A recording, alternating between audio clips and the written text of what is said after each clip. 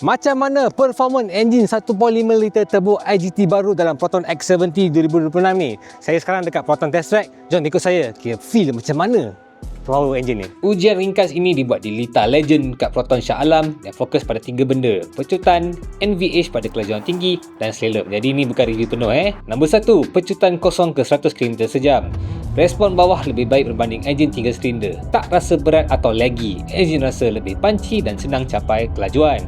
Cuma dari segi bunyi, kedengaran sedikit lebih kuat walaupun Proton kata NVH dah ditambah baik. Nombor 2, NVH di kelajuan tinggi. Sejujurnya X70 sebelum facelift ni pun memang dah senyap. Yang ni rasa sedikit lebih senyap lah, tapi beza je sangat halus. Kalau nak perasan, korang kena betul-betul teliti. Untuk pemandu biasa mungkin tak sedar pun. Nombor 3, slalom dan kawalan badan. Bila masuk slalom, body roll bagi saya rasa ada lebih sikit, tapi pergerakan kereta rasa lebih kawal dan tenang. Ingatlah, ni SUV bukan kereta sport atau sedan, jadi tahap ni masih boleh diterima. Dan nombor 4, rasa chassis dan steering. Respon chassis ni tak setajam model 3 silinder sebelum ni sebab dia depan 4 silinder lagi berat kan, tapi masih okey untuk kegunaan harian. Cuma steering ni yang jauh adjust terasa terlalu ringan dan tak boleh laras. Rasa agak vague berbanding model lama yang sebenarnya jauh lebih sedap.